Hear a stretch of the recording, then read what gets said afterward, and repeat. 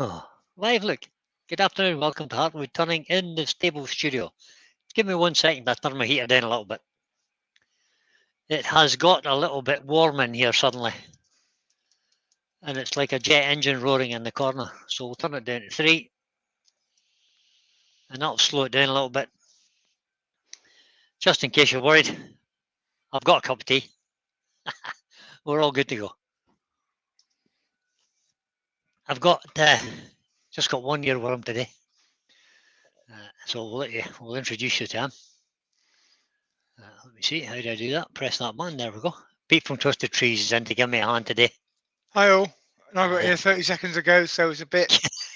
it's all a bit rushed this morning, but we're good to go now. So I was actually just about not doing it live today because I had the farrier up with the horses this morning, but he finished early, so that was good. I got down the road and I got some preparation done, so I think we're ready to go. So if I pop Pete back in the background, and I'll explain the project, and then Pete can tell me who's in. You can go back in the background, Pete. There we go. So the project today is Michelle and I used to have a table lamp. This was a said table lamp. Oh, look, Lewis is in. Let me just bring Lewis in the screen. Lamp. Hi, Lewis. Hi, Lewis. Welcome along, buddy. Lewis is in. Hi, guys. Let me just bring Lewis in the screen. Oh, wait a minute. Hi, Lewis. Welcome along, buddy. How you doing, man? Hi, guys. Lewis, you got to mute your YouTube. Have you got YouTube open, Lewis? Done. Good, man. That's better. No echo now. That's better. Sorry. Let me just put that in the right place. There we go. That's better. So welcome, Lewis. Thank you very much for coming along. No worries. Just about to explain the project. Excellent. So I'll put you back in the background for a second. There. My mouse has been a bit unresponsive today. Don't know what's happening. So Michelle and I had a Christmas present, a wedding present. This was a table lamp that we used to have. This was the base of it, and it had a fancy shade on it, but it kind of fell off, and now it has a big nasty crack in it all the way up here. So what I've done is I've taken it apart and I've recycled the bits. So we've got the tube that goes through the middle of the piece. Slide it over there just a second. We've got the plug, we've got a lamp holder, and the associated cable grip, etc., that we can remount into a new vase. And if I just bring that back into the picture, there, somewhere, that's kind of what we're going to try and achieve today. The bottom half of this, or the base if you like, will be of one kind of timber. It needs a recess in the bottom so as we can bolt this in.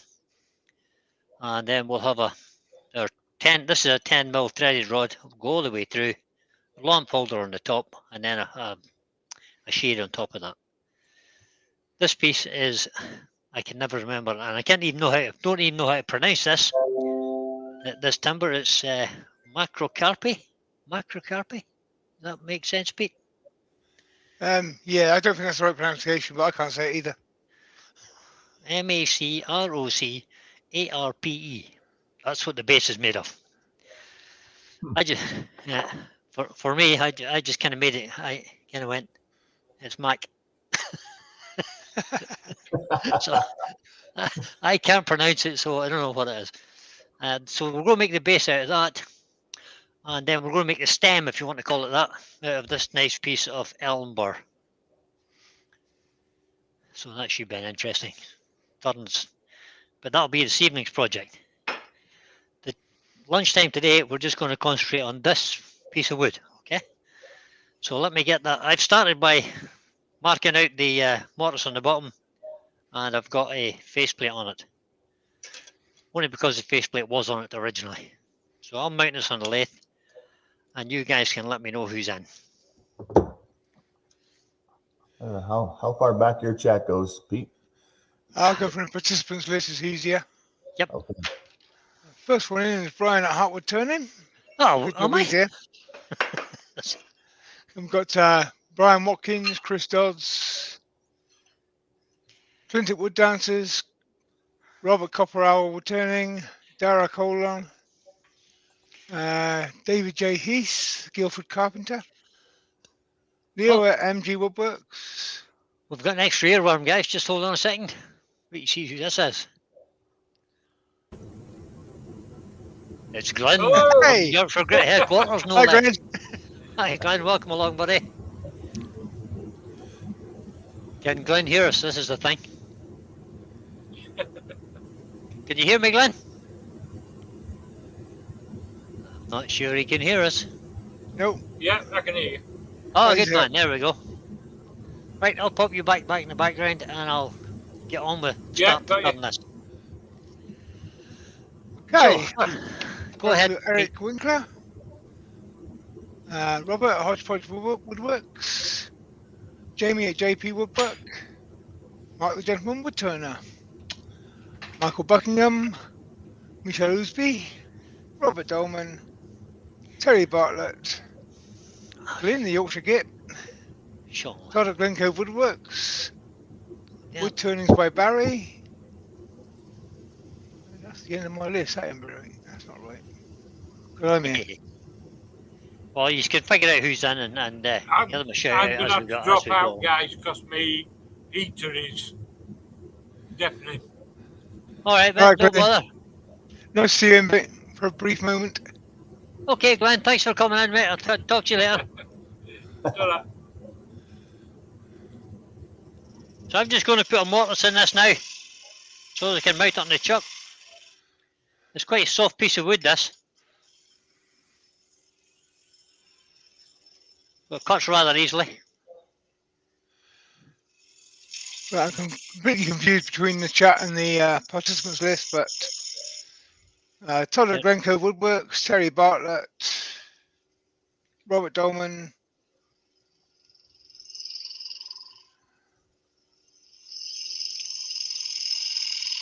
I think that might be everybody. Might not be, but who knows?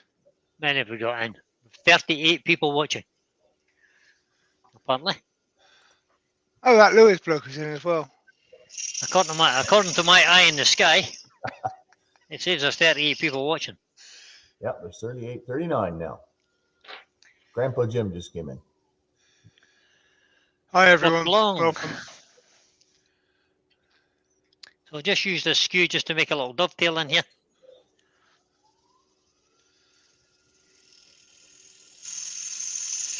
So there's two reasons for making this mortise here. And I'm going to make it a little deeper than I would normally make it. It's normally only make it 2 or 3 mil, but I'm going to make it a full 5 mil this time, or maybe even 6. And the reason for that is this is going to be the joining point between the two, the base and the stem. So there will be a tenon to go in here. So we don't have to be too fussy about the inside of this. In fact, if it's a little bit rough, that'll be even better, because that'll help the glue get a grip on it. So that should be fine. So this is going to be the top of the base. So let's just try and make the shape I want. Let me just remind Robert you says, what so what happened to Terry? Did you have to go and dispose of a ring in a volcano? yeah, that's exactly where it is, halfway there. Yep, yep. So if we look at this drawing again, I don't know if you can see that very well there. Is it kind of washed out that? No, it's good. That's good. So this is the base here. So that's going to be a little mortise in the top there. And we're going to sweep the sides down to about the halfway point and then curve in the base to the bottom. That's the plan. Whether I can achieve that or not, it's a different thing. But What's we'll with start the with... tube going through the middle? It doesn't really need to fit in the mortise properly, does it? No, it'll be kind of screwed in tight anyway, hopefully. So let's just take a bit of material off the edge of this quickly.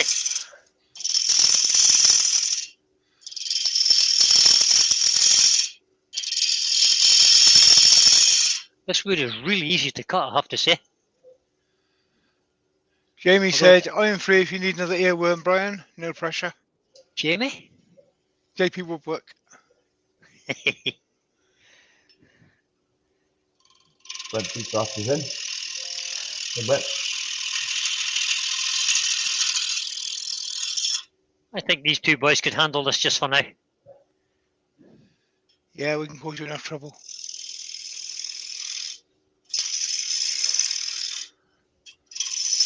Robert said, all the children will see the lamp and cry. Since Frosty the Snowman got impaled on a metal spike. Frosty. Yeah, I never thought of that. Hodge made a really nice hollow form out of the crotch piece and left the natural void in the crotch as the opening, so it's not round. Very nice.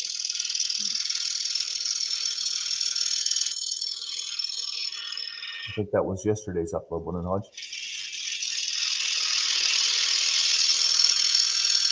Yeah, I was still hungover yesterday. We had a party Saturday night.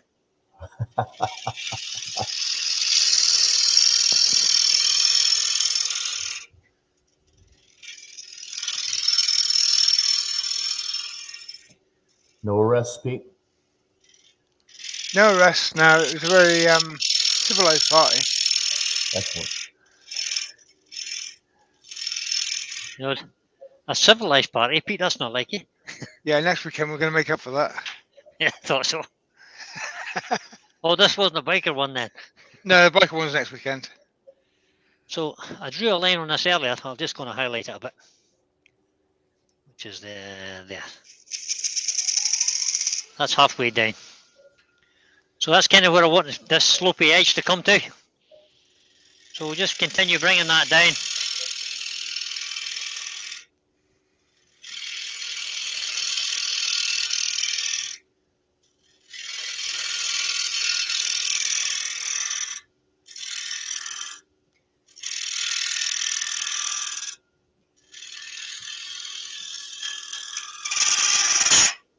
Stop there, and we'll do a push cut now to see if we can get a nice finishing cut on that. Jamie, you're quite right. All parties are civilized.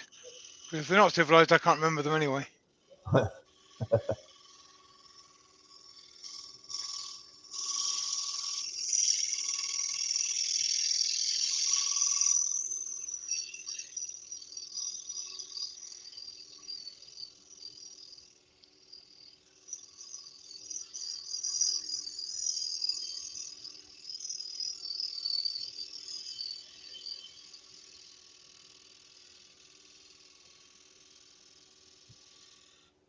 And that was a superb cut, Brian. Well done. Thank you, Wes. We'll see what that looks like. Tiny little bit of tear out there, but sandpaper will take that out. So what I might do now is just try and bring this along here and then set this little edge, because it only has to come. I'm going to lose a bit at the bottom because it already had been mounted on a faceplate with some screws in it. I'm going to bring it down to about here so as I can lose the screws, and we'll just take all that bottom off once we turn it round. Yeah. Well, you want a mortise in the bottom anyway, don't you? Get all the wire. I do need a mortise, yeah. I do. But I don't want this to be too chunky either. No. So that hence the reason I'm going to try and take this. I'm going to take it from here and take that in.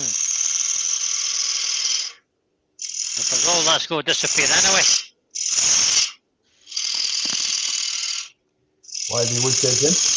Hey, why do- Oh, yeah. Maybe. So I want this to be a it doesn't taste very nice, this stuff. I want this to be a concave curve, so that's a convex curve, so I want this to be a concave curve now.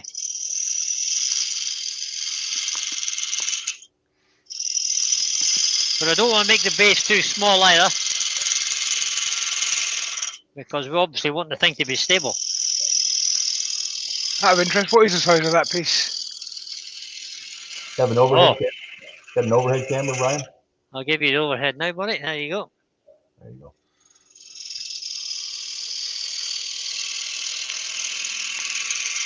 And I'll tell you the size of it just a minute. I forgot to measure it. But I'll tell you what it was when I first started.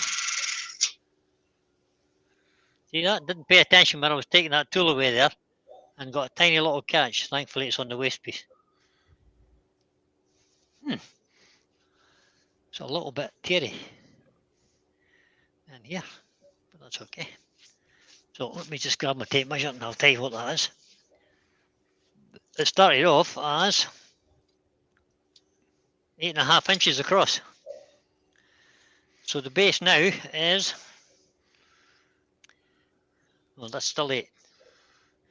It's just about 8.5 to 8.25, just somewhere between 8.25 and 8.5 on this edge, but it will be narrower on the foot just a minute once I take it down a bit. I'll just remove some of this.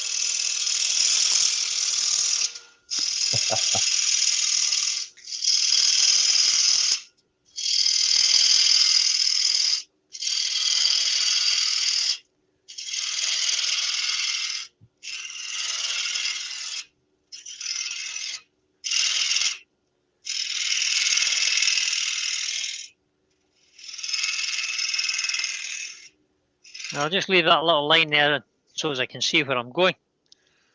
I'm going to try and take a nice, as good a cut here as I can get. To see can I get it to be nice and smooth. So just a gentle cut, gliding the bevel as opposed to rubbing it. Handles well down. And just let those little fine shavings come off of there.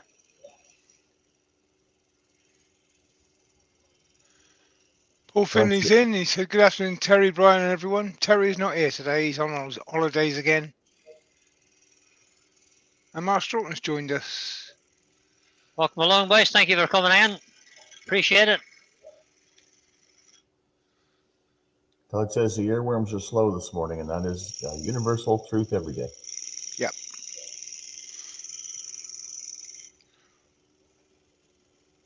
I think you've lost your curve there, Brian.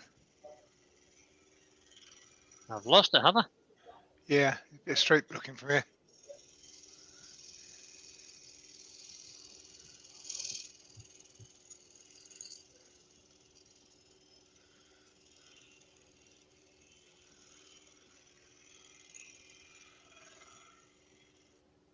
The better?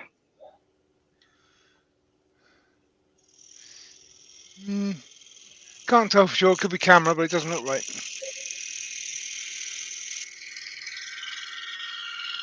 That's better. How about that?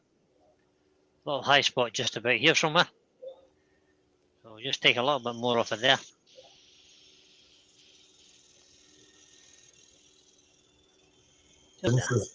Glenn says he's all booked at the AAW for anybody that's going in June. Yeah, that's true. Glenn's heading over to Chattanooga. Apparently that's where the AAW is this week. AAW, what do you call that? Conference or whatever they call it. So that's pretty good. I'm quite happy with that shape now. A little ridge just there, so maybe that's actually a nice cut too. It's a shame we're going to go and try and do that again. Right, I'll maybe just take this edge down a bit. Let me do that quickly.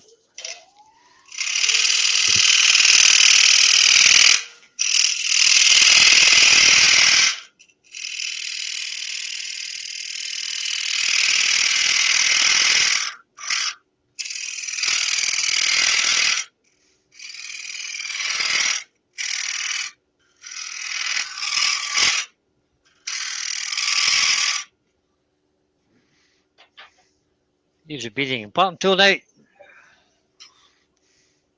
and just undercut this slightly.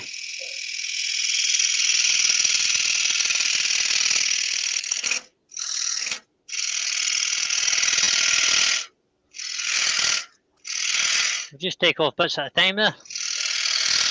Don't try and take too much.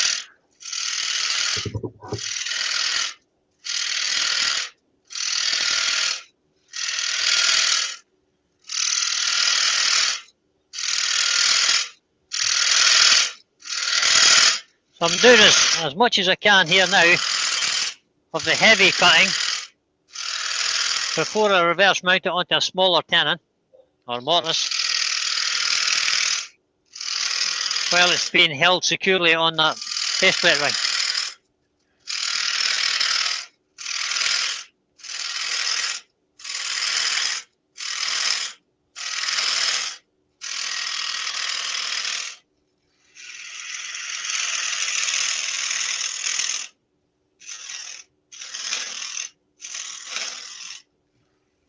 That should do. Just finish that edge off. That's going to allow me to sand and everything, sand in there now, so as I can get that finished off. Because the next part of the process is to drill a hole through it. And we're going to drill a hole using an auger bit. Well, it's not an auger bit. It's a brad point drill. I'll just get Michael that. Mukun has joined us. Just get that. I'm going to use this Jacob's chuck. Pop that in. And Jennifer Stroughton's in as well. Hi, And I have a both. 12 mil. I can nearly talk today. Richard 12 Keane mil. wants it as well. Drill bit. 12 mil. I thought your tube was 10 mil. It is 10 mil, but this is 12 mil because I don't want it to be tight. I want it to be go in easily. And I haven't got if I had an 11 mil one, I would use that, but I haven't got it. So I'm going to use a 12 mil one just to make sure it goes through easily. And that'll allow for any expansion and contraction they would do. Eric Winkler's got to go back to work. Have a good one, Eric. Thanks for stopping. Cheers, Bye, Eric. Have a good Catch day you at later, work. buddy. So we'll turn the speed down to about 500-ish. There we go. That's 480. That'll be close enough. And we'll just drill this all the way through. And we'll do it in stages so as we don't get bound up in there. So we'll get in about 1 inch. And then withdraw the chuck again. Making sure you hold on to the chuck. Benjamin's in. Back in again. Lionel's in. Hi, Ben. Welcome. And Lionel. They were saying he would normally start with a smaller drill bit. Shorter That's- drill bit. If it was hardwood, like something like beech or oak or something, I might think about that. But this is real soft, guys. That's why I'm not too worried about it. It is a real soft piece of wood. Just, it's not even heating the drill bit. So the reason I'm taking my time drilling it is so it doesn't get forced off to one side or the other. We're getting a little bit of squeak there, but that we can fix that now.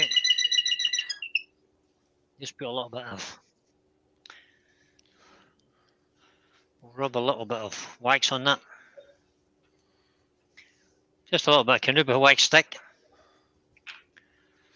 See, will that cure the squeaking? Hugh's in.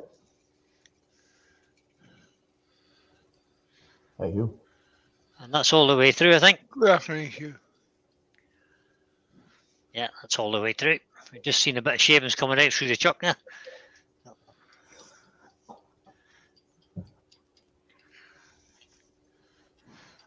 Just withdraw that chuck and I'll leave the drill bit in it for later. Or I'll have to drill the centre of the upright, obviously, the stem.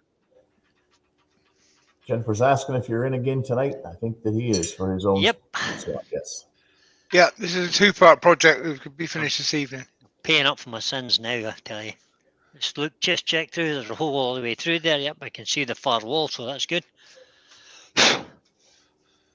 Now, let's quickly sand this up. Take that off Ben's there. got a question for me about the Silby Pro Rest and the Hamlet hollowing tool. Yep. It made a huge difference because I was in so far, Ben. I was 13 inches in on that piece that I linked the video to. So on that, it made a huge difference. It makes a big difference on the sort of 6 to 8 inch range from there onwards. It's a great piece of kit. That's all I can say about it. It's great. Yep, I have one as well. And it makes a huge difference when once you get past about 4 inches, it makes a big difference. Huge add to stability. Slightly different technique to using it because you're lifting the handle up against the back roller. That's right, yeah. But once you've gone through that short learning curve, then it's grand. We're turning my berries in. Hey, Barry. So this wood is that soft. I'm going to have to be extremely light with this sandpaper because it'll just eat it. But I just wanted to make sure I got rid of that little bit of tear that was there. Still just a tiny little bit about there somewhere, so we'll just keep going with that for a second. Try and maintain the same curve. Doug Miller's in. Hey, Doug. Hi, Doug. Welcome along, buddy.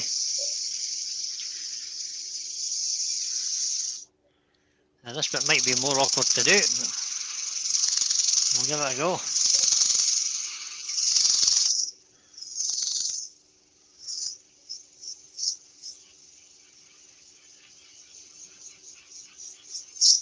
Steve Fleming's in. Hey, Steve.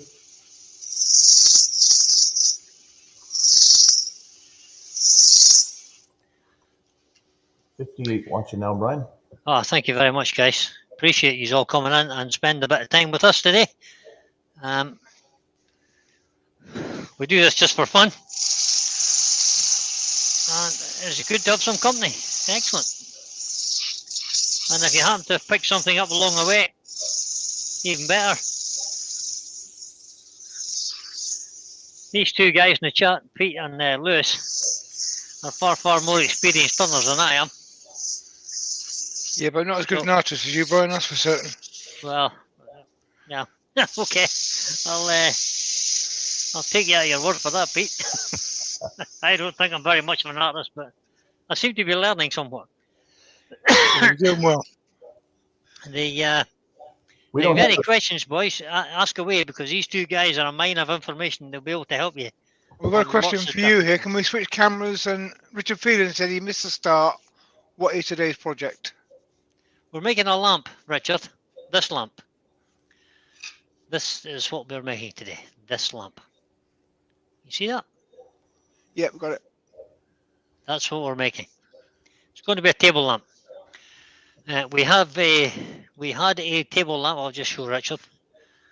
We had a ceramic table lamp, which I have to say, this was the said ceramic table lamp, but it was a bit unbalanced.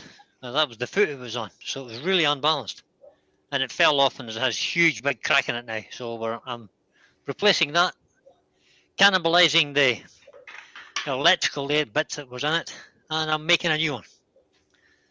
And this piece of wood you gave me, Richard, that macrocarpe or whatever it's called, if somebody would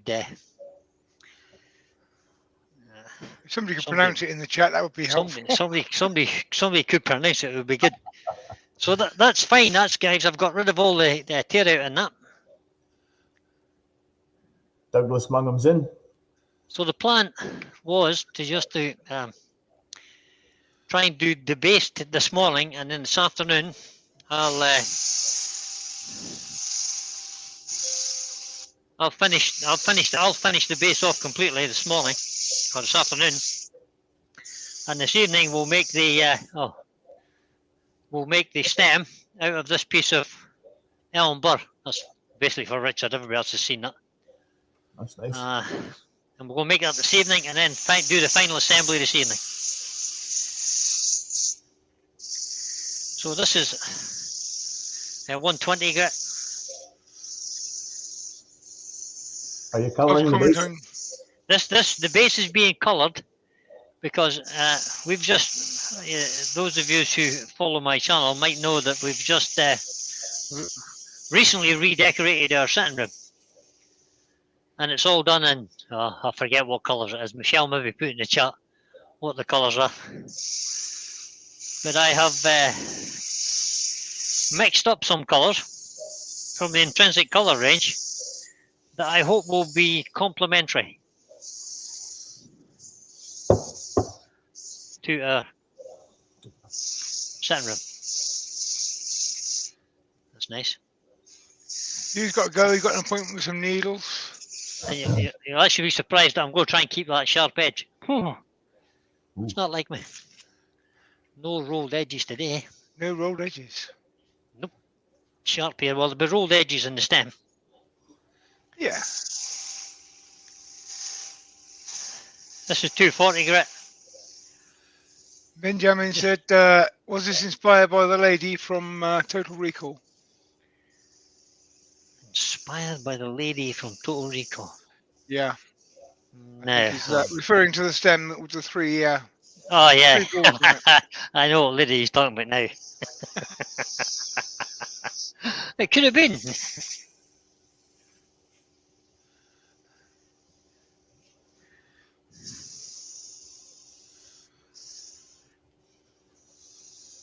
There's one thing for sure, this piece of wood is easy sanded. Robert has commented, this will give me the idea to take Harry to a thrift store and see if you can find some lamps to salvage parts from. There you go. Not a Why bad not? idea. If you go to charity shops and places like that. In fact, I have to say that I was in the range yesterday and they're selling complete lamps with Yeah, for less than the with- parts. with brass fittings for about £6.99 or something Oh wow. that you could easily take apart and reuse and make them into something special. Not that I'm saying this will be special, but you never know. It might turn out all right. I kind of hope it does anyway. I'm quite happy with that now. I think that finish will be grand.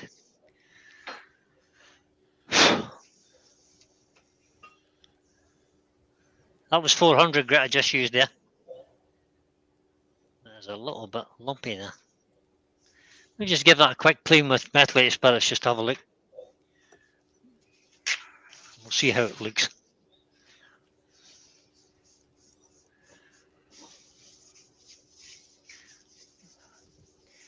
Take all that dust off it. Just spray the thing. Go for it. So it's a pretty plain piece of wood, I have to say. Although it does have a bit of figure in it, a bit of grain pattern. But I'm hoping not to hide all that. Did Michelle put in what colour her sitting room was? 'Cause I've forgotten. So, Daily Woodworks is in. Hey, Chris. Hi, Chris. Welcome along, mate. Right, so that's that bit. Question from JP. Brian, he wants to know what's the most amount of layers of finish you put on a piece? The most amount of layers so far has been 15. That's 15 coats of lacquer. And that was for the Silurian vase. And that was 15 coats. The fire globe that I did the other day was 12 coats. Hodge wants to know if everything's okay. The floor looks a little dirty behind you there. Yeah, it's just yeah. Over here, this is where I use my spray gun. That's how I test my spray gun's working. So that's it's getting all sort of intrinsic colory. I know it's a bit red. Looks like somebody's died there. It wasn't. It's not Michelle. You're all right. Todd wants to know if the mess raised the grain. Yeah, a tiny little bit maybe. But does we'll on denub some it. timbers, not others. I'll just denub it with some shavings. So we'll give it a quick run up. Turn the speed up a little bit. Give it a quick denub. But I don't want to polish it any because I want the. Wow. You see what happened there? Yep. That edge just got burnt.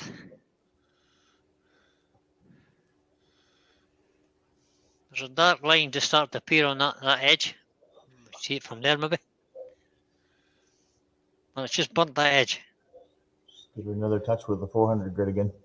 That's exactly what I'm going to. A little bit of 400 grit. Jamie said the fire globe, is that the one that was apparently top heavy? Yeah, that's the one that kind of, at first glance, you would think it's top heavy. I don't know if you've seen it or not yet, guys. It's a ball mounted on a finial base with a finial top. Or a finial shaped base. The base is only an inch and a quarter at the bottom. The globe itself is 3.5 inches across, and the whole thing is 13.25 or 13.5 inches tall, if memory serves. So it's fairly substantial, but it weighs 146 grams. The globe itself, the fireball, is hollowed out, and the walls of it are only 2 mil thick. So when you pick it up, it's as light as a feather. So this is the colour I made up. Norman Greenwell's in. Hi, So Norman. I'm just going to paint that on there Norman. and see what it does. I have no idea what this will do, guys. But I'm just going to paint it on. So this is a mixture of different intrinsic colours, yeah? This is there's only 2 colours in here, and this is the first time I've ever tried this. This is a mixture of ruby and white intrinsic. Uh-huh. So the white intrinsic basically turns it into a pastel. And that's about the same colour as the wallpaper in my sitting room. Well, it's not wallpaper, it's paint. But the problem is I've got streaks on that now, and you need to be quick here and get that in there, because it seems to be sucking in and leaving streaks. I don't like that idea. Pour it in quick. Yeah, exactly.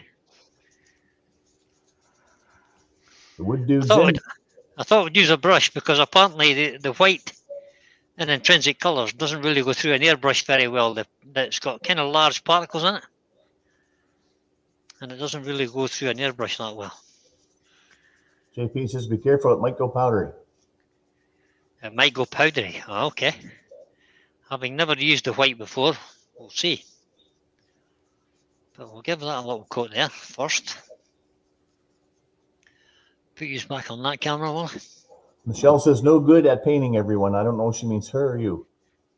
Oh, me. Me she's talking about. I'm useless at painting. There's paint everywhere. Look, it's all over the floor and everything here. I should have got Michelle out to paint this. Michelle does the painting in my house. That's why I don't know what the colour is. Todd wants to know if you consulted international colorist Mike Walt for this color. I didn't actually. Oh. I maybe should have. Yeah, that's always, yes. Yeah, Mike's busy working again, so we don't see so much of him. He's back on the buses. Just left the world in the lurch. I just abandoned us completely, yeah. Just off he went. Not by your leave, just disappeared. Apparently he's coming back on Sunday. Sunday I can't remember when it is now. Sunday the 19th or something, is it? Something like that. He wants to do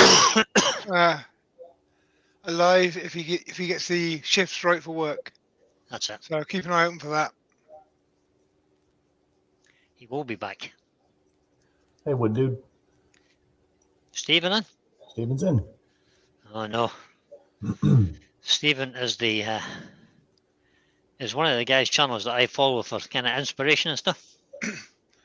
Robert said, Use some beautiful I stuff. don't know how well this yogurt will work as a finish over time, Brian. Yogurt, did he say? Yeah. It might go mouldy. It kind of looks like the yogurt coming out of the pot, yeah. That's out of a yogurt tub, I think, was his thing. Yeah, that's exactly what it is. Spelga yogurt. I'll advertise for Spelga. I'm not sponsored by Spelga yogurts, by the way. Next week you will be. Possibly.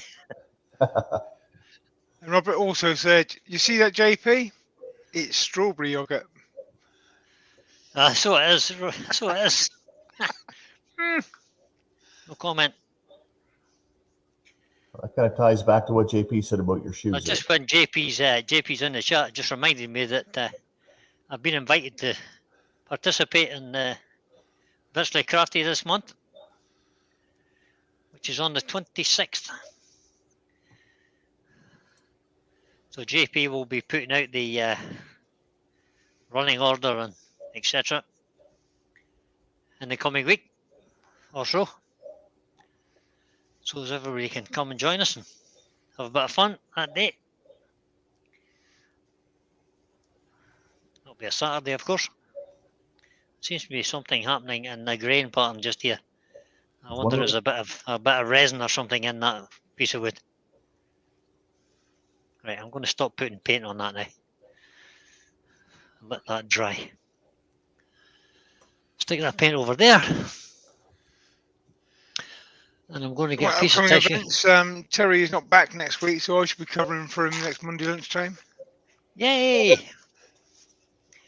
It's Pete's September back. already. It's September already, Pete. It's September already. Terry Right. told me it was, yeah. That was Terry. Terry lied to him again. He's bad at that. Being a pensioner, I don't know what day of the week it is, so Terry can get away with these things. Yeah. Didn't have to mow It's my funny. lawn one time. Didn't have to mow my lawn one time this summer. That was good then. Yeah. Right. Maybe I have to put the hairdryer on this to get to dry a bit. Yeah, I think you will, because it's gone on quite thick, isn't it? Yeah. I'm just wondering, should I give it a rub with the tissue? Just to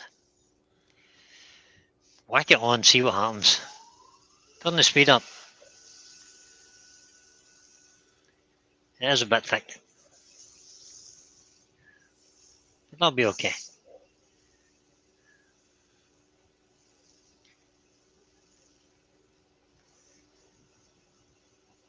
That looks like it blended well. Nice colour. Yeah. I think JP might be looking for other contributors to the Virtual Crafty on the 26th. Is he? He said, Brian will be making an appearance on the 26th of the Virtual Craft Festival. If anyone ever wants to come on the show, feel free to reach out and PM me. I don't know if it's the 26th or future in general. But yeah, if any turners want to get onto that, reach out to Jamie. They're always looking for different things as well, different sort of projects rather than just turning. It's a kind of makers festival, if you like. So Any it's craft, any basically. craft, yeah. If you've got a craft and you want to show it off, give Jamie a shout. Get in there. Ben says that looks like a cartoon mushroom from Mario Kart. Okay. Would you believe I've never seen Mario Kart? Yeah, Never just played it. clarified, not the 26th, they're fully booked, but for future. There you go. I'm just going to have to let that dry a bit, guys. We'll get the hairdryer on it so she can speed up a little bit.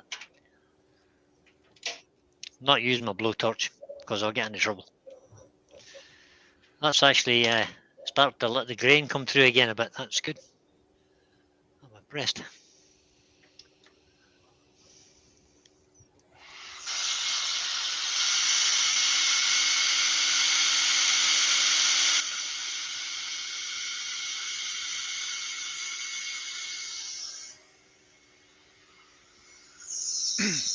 So that little streak. Go on. So this little streak mark here is actually a knot in the wood, as is that. But I'm unsure what this one is. There's a streak over here. There's a kind of streak just there. I don't know what it is. That seam runs right straight through, Brian. And from the top view, you can see that streak runs right across there at a diagonal. Yeah. Right across here. Yeah. Yeah, it'd be a branch that grew there at some point. Probably a branch, yeah.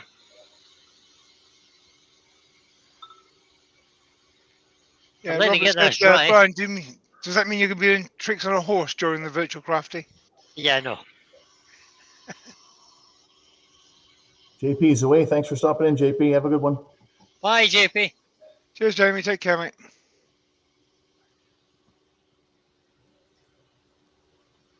JP wanted to know if you were going to be doing tricks on a horse for the Virtually Crafty. Yeah, I could if he wants.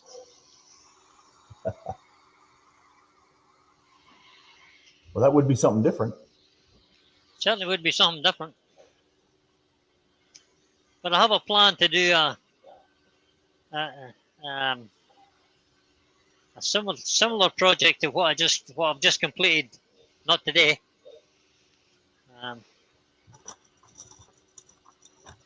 That was Hodge that said that, actually, not JP. Sorry.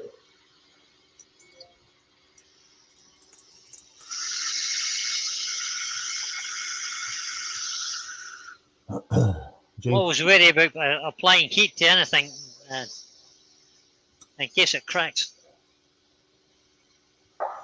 But this is going to have to be dry now, so maybe just bear with me for a minute or two, guys.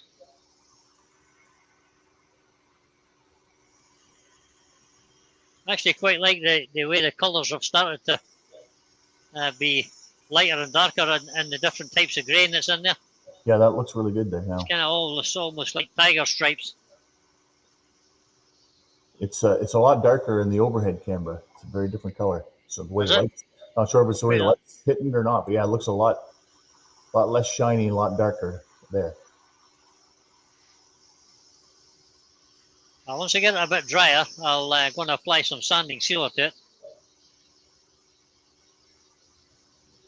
And what I'll try and do this afternoon, I'll polish it as well today. So when we get the sanding sealer on, we'll give it a coat of Hampshire sheen as well, I think.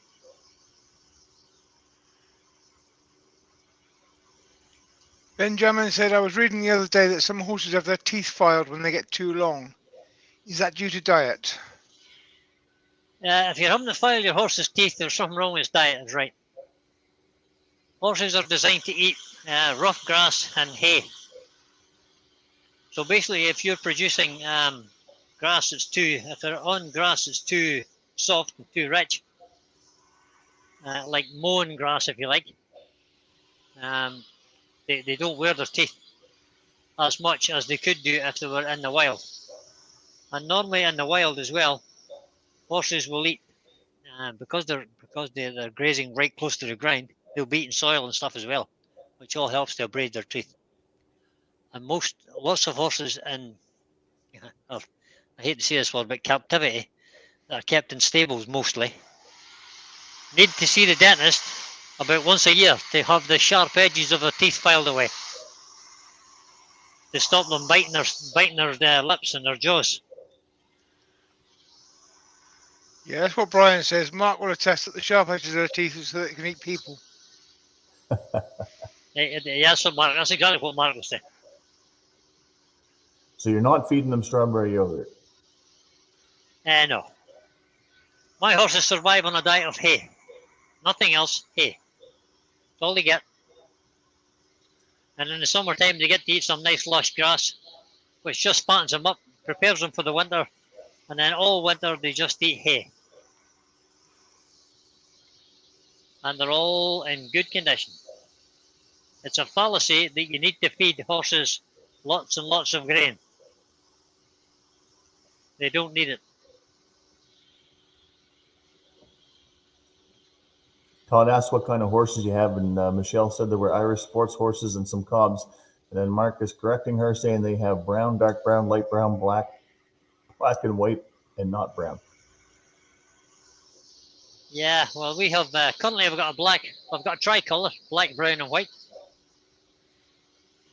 We have a black cob with white feet. I have personally, my two personal horses are both bays. One thoroughbred, one Irish sports horse. But we have 6 here in total currently. I think we'll go with the sanding seal on that now, guys. Be dry enough, I hope. Just put my hairdryer away quickly.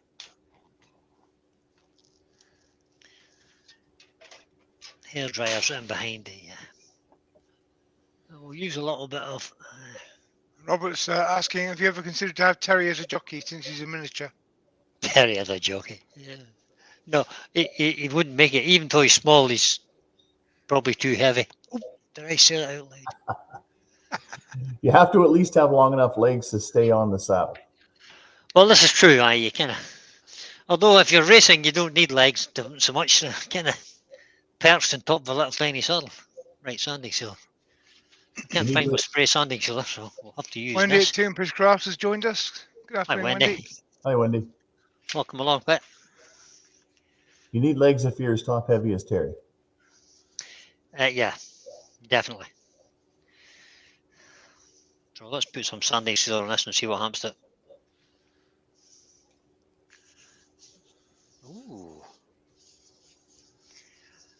grain of the wood is starting to show through there, and the colour is just highlighting the grain. That's actually quite nice now. It is nice. It's producing a nice effect. See, this is the first time I've ever used white, so up from the intrinsic colour range to modify the. So this started off as ruby,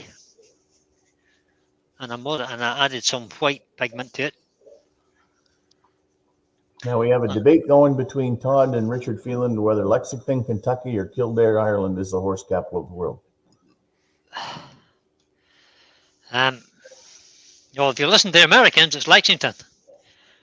But Ireland has a reputation for breeding good horses, particularly race horses. If you have a look to where the likes of J.P. Magner and Sheikh Al Maktoum breed their horses, you'll find it's Ireland. Mark has thrown in Newmarket. Yeah, but that's in Englandshire. What do they know about anything? Yes, that's me, Wendy. Hi. I would say that probably every country in the world has got a horse capital of the world in it. I would think.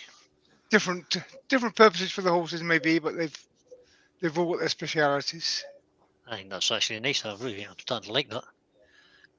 How's that picture on that? That's nice. We don't have a horse capital in Canada, Pete. We just have a moose capital. You have a moose capital, yeah. Apparently moose get are them out not. of their nests. Yeah, apparently moose are not real.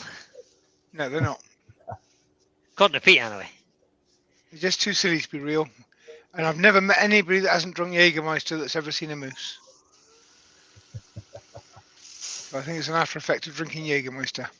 Ah, see. So just give that a quick buff up there, just in case that sanding sealer has raised the grain. See, can we get some sort of shine start to develop on that?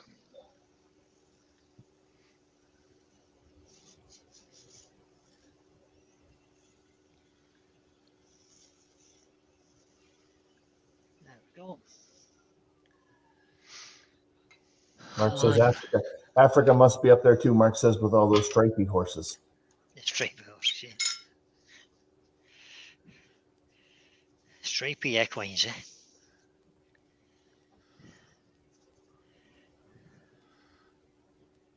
Douglas says, where do Arabians come from? Actually, mostly America these days.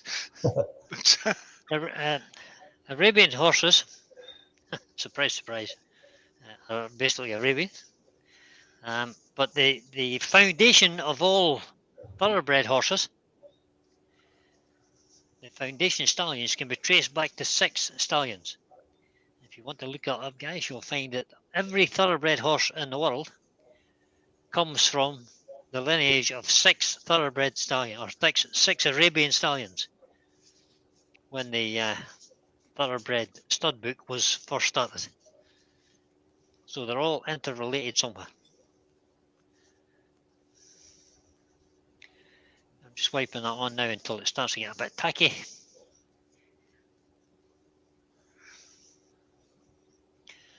Leave that now. That was Hampshire Sheen High Gloss.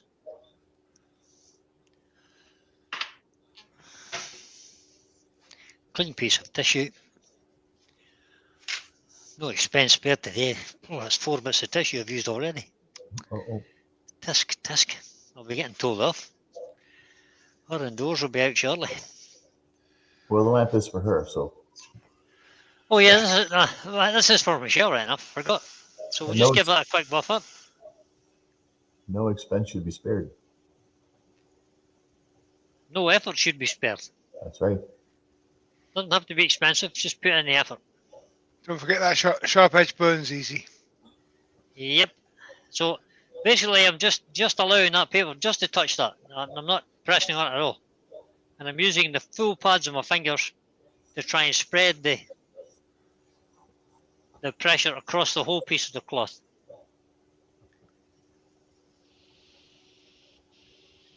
What I might do is give that multiple coats later.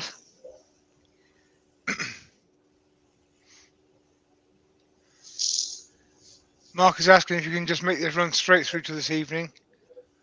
Because when you finish, you've got to go and mow the lawn. No, Mark, go and cut the grass. You're not using me as an excuse.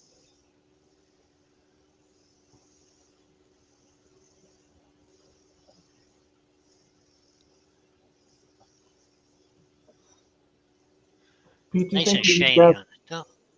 Pete, do you think we need to have custom-made smocks to be artists? You think that's what makes us jump? It could be all the difference. Yeah. I mean, well, I've got a custom-made smock, but it's not helped me much, so maybe not. There we go. Let's take this off this chuck.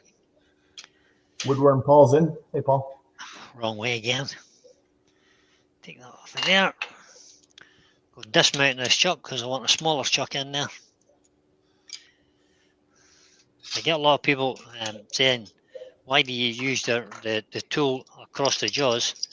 Because the spanner that record power supply is not very good. So you just make sure it's braced against it and just give it a tap. You're not going to damage your chuck any. It's also a ball end on that hex key, so you can't use it in the. You can't use it to pull it. No, doesn't work. I'm going to use my little SC2 chuck now. And the bottom of this. Oh, doesn't fit. Yes, it does.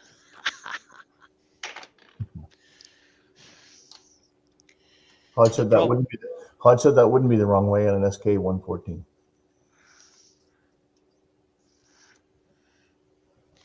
An SK 114. Now that's just a little bit big, that mortise for that chuck, but we'll go easy on it. Just going to remove that faceplate ring.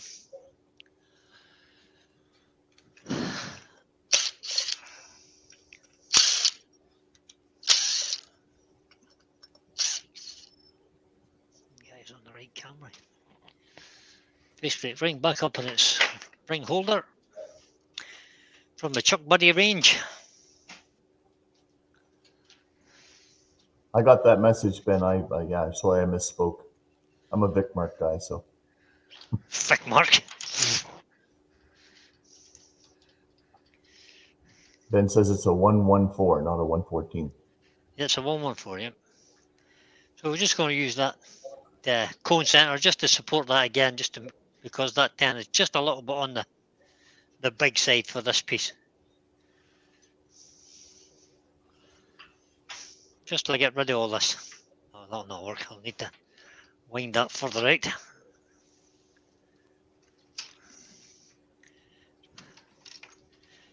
It's one problem with the Axminster banjo. Is that this piece, go to the overhead. This is offset over the main body, so if you've got 4 inches there that you need to get in against there before you can get a tool rest in, which is a bit of a pain really. And then the tool rest leans forward another bit, so it's almost 6 inches now. Jealous of the throw on you guys' tailstocks. These. Yes.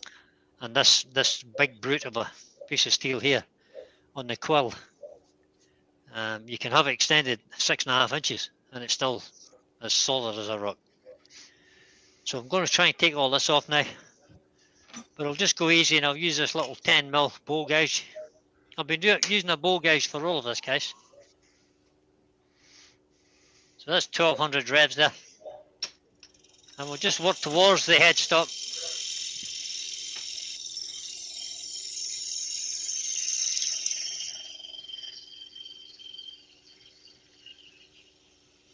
Douglas Mungum says his smock is a pajama top. That could be a whole other league of artistic ability there.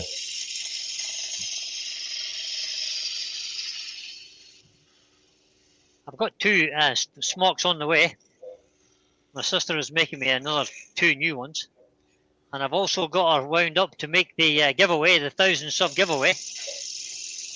But we haven't chosen material yet, so I'm not going to announce that quite yet. But it will be happening in the next week or so.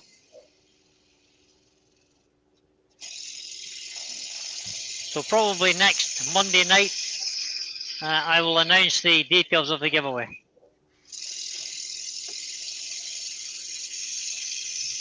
Terry's in. Hi, Terry. Hi, Terry.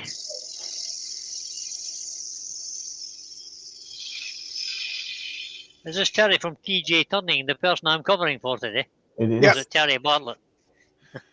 Terry Bartlett's in as well, but this is TJ Turning, skiving from what he's supposed to be doing, enjoying his holiday, and watching on his phone.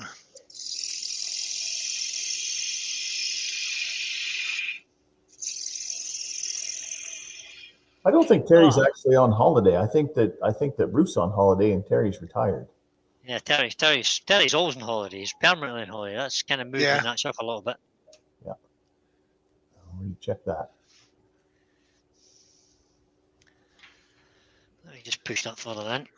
It's just that the whole thing broke off there, and it just kind of threw the thing off. So we'll just loosen this off just a fraction.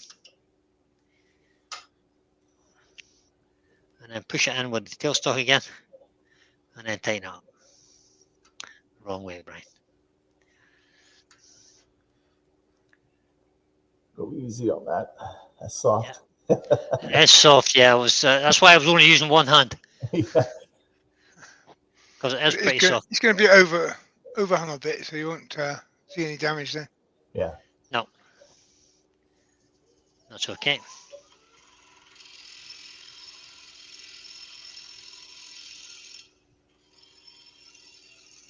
It is pretty soft wood. Now, I just want to take a little bit of a cone out of this, so that I can get the Workings in there. the workings in there, and then Robert said, are you going to be putting feet or felt on this lamp base?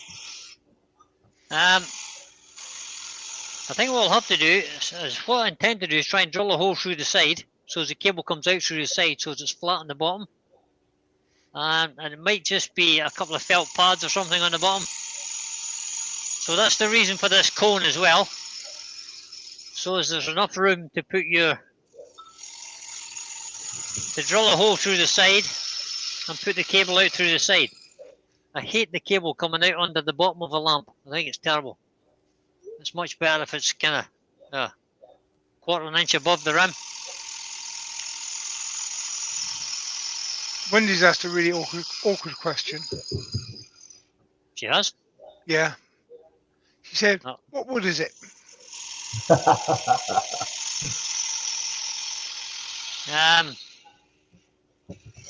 I'll spell it, Wendy. This is it here. Look, that's what it looks like. Is that upside down for you guys? Yeah, it's upside down. That's what it looks like. It's MACRO. What is that? CARPE. None of us know how to pronounce it. So. Macrocarp? Macrocarpe or something. So now I'm just bringing this foot out and just blending it, and it's deep enough now. So I'm just taking it right out to the edge of where I've coloured it, and just bring that in on a nice gentle curve. We have an important design suggestion here. Yes. He said, make space for an emergency Mars bar as well, Brian. An emergency Mars bar. The question is, guess who said that? Wouldn't be Benjamin, would it? It would be. The pack rat's in. That's a new name to me. I would have got that even quicker had he said, make space for a Big Mac. The pack rat asked if he missed a severe wood explosion. No, you just missed a small one, just where that little tenon kind of shattered. Now, what I've got to remember is there's a hole all the way through this, so it parts off when you're not expecting it. It's going to do it again, yeah. Yeah, so I'm just going to take that down there nice and gently now, just little tiny cuts, just to get that.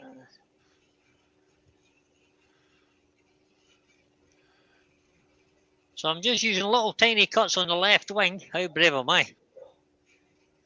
Dara's made a good suggestion, Brian. You need the little clear silicone bumpers on it so it doesn't slide.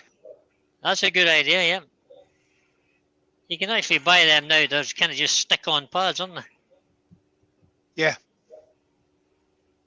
So that'll do. We'll draw that. Mark says it's pronounced macrocarpa. Macrocarpa. There you go. Macrocarpa. That's what it is. We'll believe you, Mark. And Seth So I'll is in just give from, that a quick Seth's sand in- up. Seth's in from Brickhouse. Hey, Seth. Hi, Seth. Welcome along, buddy. That's Stick the it's extractor on. commonly known as a Monterey cypress. Monterey It's a cypress. coniferous tree, which would Well, that would be fairly explain how obvious from the soft it softness is. of it. Yeah. Yeah, that would explain the softness. It is really soft, like. I might actually have to add a bit of weight to the bottom of this.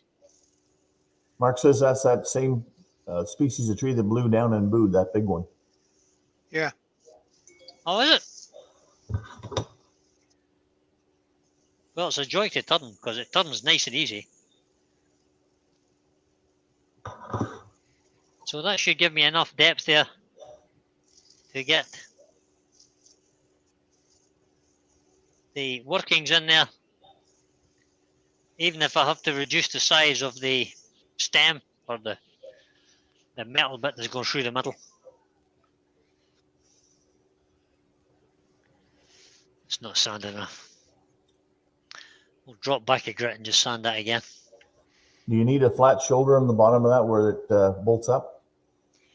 I might, but I don't think I do actually. I think it'll be fine. It's only a small nut. I'll just put a little washer on it, and there is almost like a little flat just where my finger is now. It's almost like a flat, and then it starts to curve out. Want to switch cameras for us, Brian? Oh, sorry, you're on the wrong camera.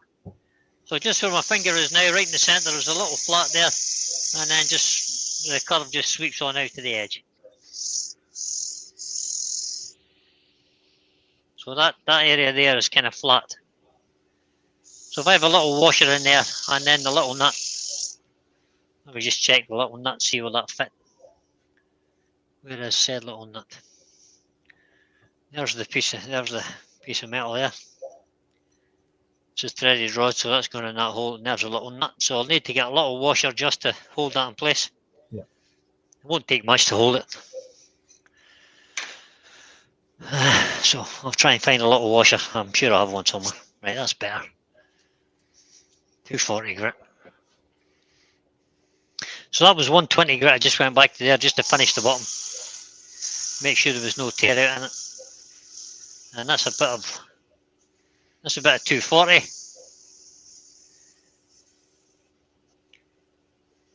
And I'm going to leave it at 240 because I'm going to laser engrave the bottom. Once I get it together, I'll take it in the house today and I'll laser engrave the middle with my maker's mark. And we'll see that this evening. That'll do. Do the cable hole through the side now, or we're going to leave that?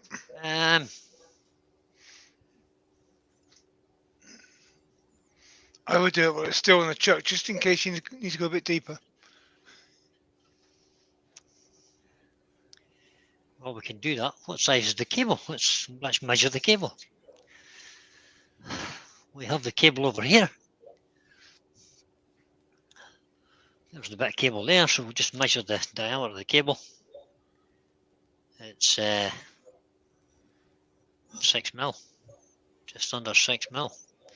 So if I've got a 7 mil drill bit, which I should have somewhere in here, let's go Brad back point over. would be your best bet if you got one. One of these, a 7 mil brad point, just like that. Pat Rat says he's making some clear epoxy and wood candlesticks, and he's asked how you wet sand when you get a combination of bare wood and epoxy. How you wet sand? Sand it up to 240 and use Yorkshire grit. Yeah. That's a good idea. That's what I would do. If I just might put that in there. Sorry, Lewis, go ahead. Anything I put in epoxy, I always stabilize with cactus juice so it doesn't take on water. But if you sand it up to 320, if you're not going to use Yorkshire grit, if you don't have any, when you get it up to 320, you can seal it with sanding sealer, and then it's less apt to take on water. But normally for all the time that it gets water, when you're wet sanding, it should be fine. That's where I'm going to start that. I'm just going to lock that somewhere, about there. And I'm going to draw this by eye.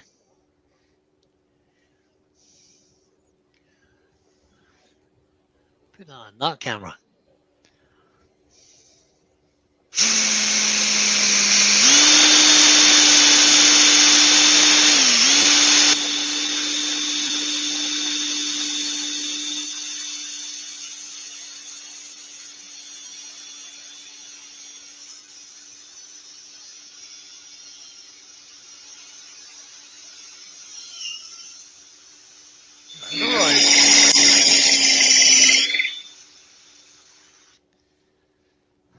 So let's have a look at that.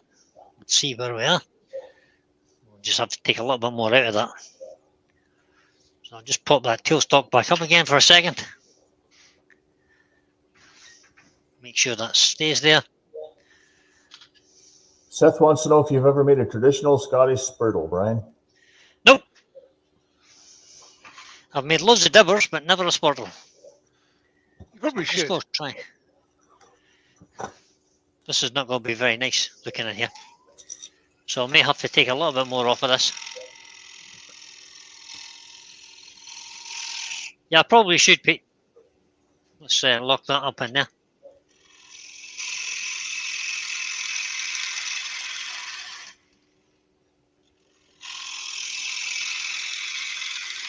And what I'll do now is I'll just leave that little high spot just for the nut to sit on. There you go.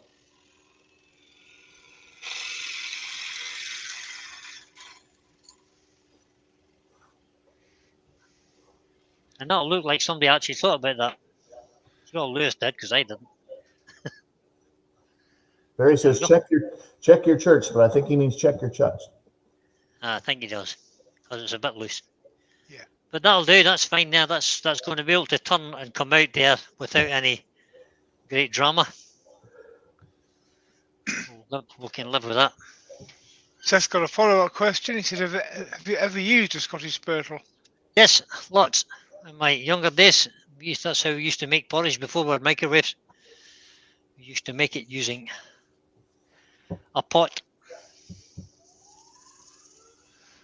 Pat Rack's asking if Yorkshire grit will clear up the epoxy. Yes, it certainly will. It will indeed. If you use sand up to 240 and then use microfine or original first, that'll take it up to 1,000. And then if you use microfine after that, that'll take it up to somewhere about 2,000 grit. And if you're still not happy and you think you've still got little like ice rink marks on it, use something like teacup scratch remover, and that'll take it a little bit further. I don't know what the grit is for that, but it'll take it up a little bit further, and it will get rid of all those tiny little scratches. There we go. We're done. You might want to use a couple applications of the regular and a couple applications of the microfine. Yes. The key to success with polishing anything is taking your time. You got to give it time to work. No matter whether you're applying lacquer or sanding or whatever you're doing, if you don't work at it enough and don't allow it to work, it won't be right. So that's that bit. Let's have a look at that.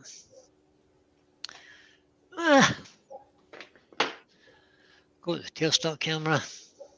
The trick with sanding stuff up is you can't cheat. So if you're on 120, you've got to make sure that all the tool lines, all the tear out, all the stuff is out with the 120, for example. Then if you go to 180 or 150, that you get all of the scratch marks of the 120 out, not most of them. You have to get the coarsest one has to be completely removed before with the fine one, and don't shortcut that. Like Brian said, you got to be patient and make sure you get that finish of that grit. There you go. There's our lamp. We're fine. That's it. We're done. There you go. Michelle will be out in the shop now real shortly. So this is going to go on here like that, and that's going to go on top of that. Yeah, I'll do it now. It's maybe too far. I can't. So that's what it's going to be like. We'll go do something to shape this evening. So, like, you can't even see that. So We'll try this. Hodge had a point, Brian, when you were drilling. Did you take a look and are you happy with the side that the cord's going to come out so that the front is on the opposite side? Are you happy with that side? Yeah, of course I'm happy with that side. It's round. Let's go with this camera and see if we can get a better picture. There you go. There you go. That's a bit better. Yeah, there you go. So that's the base, guys. There we go. We'll hide the cable around the back on the opposite side. There we go. Yeah, that's so nice. this will set in the top. Once we've shaped it into whatever shape, I may change the shape. I don't know yet, but we'll see how it goes. And that's the base done, guys. And that colour matches our kit. Let me bring our two guys back in again. There you go. There's Pete and there's Lewis. And I'll let you look at that just for a minute. So that's all good. We're done. 20 past 1 or 20 past 2. We'll be back at 8 o'clock this evening to finish it off. Thanks everybody for coming in and watching. Thanks to Lewis and Pete for coming in and giving me a hand. Looking after you guys in the chat. I look forward to seeing you all this evening. 8 o'clock, don't be late. Anybody got anything you want to add, or any questions in the chat or anything? I suppose there is. They're all very knowledgeable people in the chat these days.